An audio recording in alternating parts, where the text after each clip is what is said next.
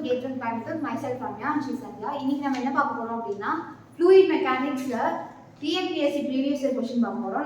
நம்ம கூட சந்தியா இருக்காங்க. ஒரு challenge மீடியம் தான் பார்க்க போறோம். ஃபர்ஸ்ட் क्वेश्चन வந்து parallel platesல வந்து shear stress எப்படி இருக்கும்? So parallel plates வந்து shear stress என்ன சொல்ல வராங்கன்னா maximum shear stress. So shear stress வந்து என்ன சொல்ல வராங்கன்னா platesல directly proportional to the distance from the midplane அப்படினு சொல்ல வராங்க. Okay, parallel platesல வந்து shear stress எப்படி இருக்கும் அப்படினா directly proportional to the distance from the midplane அப்படினு போட்டுருக்காங்க. So directly proportional to y/2 அப்படி போட்டுருக்காங்க. நெக்ஸ்ட் வந்து அதே வந்து பைப்ல எப்படி இருக்கும்? So பைப்ல வந்து shear stress condition கேட்டிருக்காங்க. So பைப்ல வந்து அதே தான் shear stress is directly proportional to center of the pipe அப்படினு சொல்றாங்க. Center of the pipe னா இப்போ radius கன்சிடர் பண்றாங்க. So distance from the center of the pipe இல்ல வந்து distance from the midplane இல்ல வந்து distance from midplane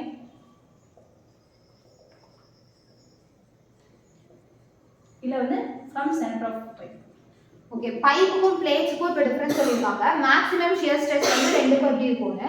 ஃபர்ஸ்ட் வந்து பிளேட்ஸ்ல வந்து டிஸ்டன்ஸ் ஃப்ரம் த மிட்ப்ளேன் அப்படின்னு சொல்லிருக்காங்க. அதே பைப்ல வந்து சென்டர் ஆஃப் த பைப்னு சொல்லிருக்காங்க. ஸோ r/2 அப்படின்னு எடுத்துருக்காங்க. ஸோ நெக்ஸ்ட் வந்து dash particles moving in a layer parallel to the boundary surface. So அந்த flow என்ன சொல்ல வராங்கன்னா laminar flow அப்படி சொல்ல வராங்க. So parallel to the boundary surface அப்படிங்கும்போது அது வந்து laminar flow.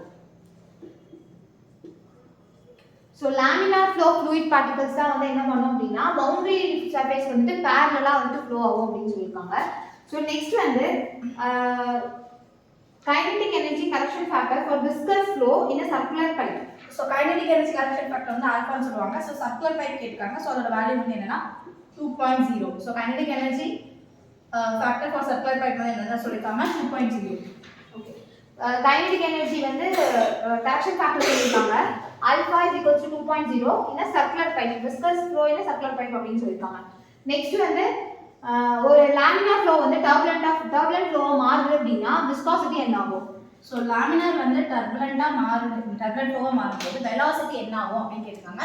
ஸோ வெலாசிட்டி வந்து அது இன்க்ரீஸ் ஆகும். ஏன்னா லேமினார் ஃப்ளோல பேரலா ஃப்ளோ ஆகிட்டு இருக்கும், டர்புலண்ட்னா ஸோ பேரல் வந்து அப்படியே ரேண்டமாக ஃப்ளோ ஆகுது. ஸோ அது வந்து இப்போ வெலாசிட்டி வந்து அதிகமாகும் அப்படின்னு சொல்லியிருக்காங்க. ஓகே, கன்சர்வேஷன் ஆஃப் மொமெண்டம் வந்து எந்த ஈக்குவேஷன் ஆர் என்ன தியரம் ஃபாலோ பண்ணும்? ஸோ கன்சர்வேஷன் ஆஃப் மொமெண்டம் வந்து நாவியர்-ஸ்டோக்ஸ் தியரம் வந்து சொல்றாங்க. ஓகே, இப்போ லேமினார் ஃப்ளோ வந்து டர்புலன்ட் ஃப்ளோவா மாறுது அப்படின்னா அதோட வெலாசிட்டி என்ன ஆகும் அப்படின்னா இன்க்ரீசஸ் அப்படின்னு சொல்லியிருக்காங்க. நெக்ஸ்ட் வந்து நாவியர்-ஸ்டோக்ஸ் வந்து என்ன கன்சர்வேஷன் ஆஃப் கேட்குறாங்க. கன்சர்வேஷன் ஆஃப் மொமெண்டம் வந்து நாவியர்-ஸ்டோக்ஸ் தியரம். அதே பெர்னோலி வந்து கன்சர்வேஷன் ஆஃப் எனர்ஜி, கண்டினியூட்டி வந்து கன்சர்வேஷன் ஆஃப் மாஸ். அதே யூலர் கேட்டாங்க அப்படின்னாலும் கன்சர்வேஷன் ஆஃப் எனர்ஜி அப்படின்னு தெரியணும். நெக்ஸ்ட் வந்து eddy viscosity வந்து the shear stress which is caused by eddy viscosity is due to dash flow. அது வந்து டர்புலன்ட் ஃப்ளோ அப்படின்னு சொல்ல வராங்க. ஏன்னா லேமினார் ஃப்ளோல வந்து நம்ம பேரலா ஃப்ளோ பவுண்டரி சர்ஃபேஸ்க்கு ஸோ அது நார்மல் ஃப்ளோன்னு சொல்லலாம். eddy viscosity வந்து டர்புலன்ட் ஃப்ளோல தான் நடக்கும் அப்படின்னு சொல்றாங்க. So eddy viscosity is due to the turbulent flow அப்படின்னு சொல்ல வராங்க. ஓகே, நெக்ஸ்ட் வந்து pressure gradient obeys which property? pressure gradient obeys என்ன ப்ராப்பர்ட்டி அப்படின்னு கேட்டிருக்காங்க. அது வந்து viscous force. ஓகே, ஒரு இங்க வந்து eddy viscosity which is caused by eddy viscosity is due to dash flow கேட்டிருக்காங்க. அது வந்து turbulent flow. eddy viscosity அப்படினா turbulent flow அப்படினு ஞாபகம். சோ நெக்ஸ்ட் வந்து pressure gradient obeys dash அப்படி கேட்டிருக்காங்க. that is viscous. நெக்ஸ்ட் வந்து water in a pipeline may occur if the hydraulic gradient line goes below the conduit is due to dash. அது எதனால அப்படி நடக்கும்னா வேப்பர் லாக் ஆகும் அந்த இடத்துல அப்படின்னு சொல்லியிருக்காங்க. என்னன்னா ஹைட்ராலிக் கிரேடியன்ட் வந்து goes below the conduit போகும்போது வேப்பர் லாக் ஆகுது. வேப்பர் லாக் ஆகுறதுனால தான் அது அப்படி நடக்குது அப்படின்னு சொல்லுவாங்க. ஓகே, ஒரு வாட்டர் பைப்லைன்ல வந்து ஹைட்ராலிக் கிரேடியன்ட் லைன் வந்து கான்டியூட்டுக்கு பிலோ போச்சு. அதாவது hydraulic gradient line goes below the conduit அப்படினா அங்க என்ன நடக்குது அப்படினா வேப்பர் லாக் அப்படிங்கிறது வந்து நடக்குது அப்படின்னு சொல்றாங்க. நெக்ஸ்ட் வந்து இன்டென்சிட்டி ஆஃப் டர்புலன்ஸ்.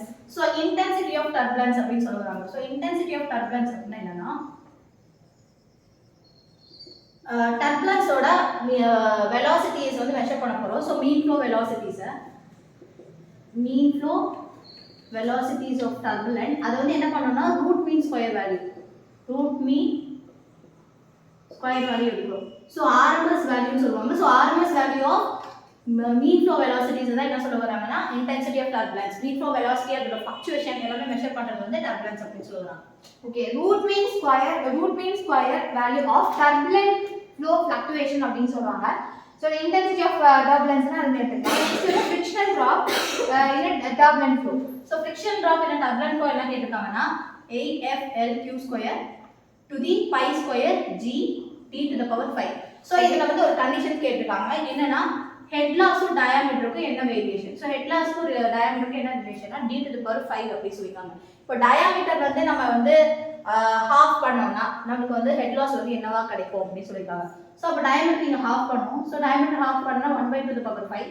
அப்போ என்ன கிடைக்குன்னா 1/32. ஸோ அப்போ 32 மேலே போகும். ஹெட் லாஸ் நமக்கு என்ன கிடைக்குன்னா 32 டைம்ஸ் அப்படின்னு கிடைக்கும். ஸோ இந்த கண்டிஷன் கேட்பாங்க.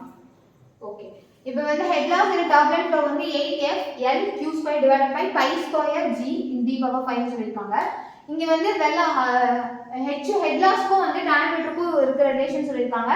அது வந்து இன்டைரக்ட்லி ப்ரொபோர்ஷனல். டயாமீட்டர் வந்து to the power 5ல இருக்கு. ஸோ அதை டயாமீட்டர் வந்து டபுள் ஹாஃப் பண்ணும்போது ஹெட் லாஸ் என்ன ஆகும் அப்படின்னு கேட்டிருக்காங்க. ஸோ ஹாஃப் பண்ணும்போது head loss is equals to 32 அப்படின்னு சொல்லியிருக்காங்க. நெக்ஸ்ட் வந்து a non-dimensional number associated with the hydrodynamic boundary layer. அது வந்து என்ன சொல்ல வராங்கன்னா ரெனால்ட் நம்பர் அப்படின்னு சொல்ல வராங்க. ஸோ ரெனால்ட் நம்பர் தான் வந்துட்டு is associated with the hydrodynamic boundary layer அப்படின்னு சொல்றாங்க. நெக்ஸ்ட் வந்து a local velocity reaches 99% of the external velocity அப்படின்னா அது என்ன டிஸ்டன்ஸ். ஸோ லோக்கல் வெலாசிட்டி வந்து 99% ஆஃப் எக்ஸ்டர்னல் வெலாசிட்டி ரீச் பண்ணுச்சுன்னா அது வந்து என்ன சொல்றாங்கன்னா அது பேர் பவுண்டரி லேயர் திக்னஸ் அப்படின்னு சொல்றாங்க. Okay, boundary Reynold number value for turbulent flow.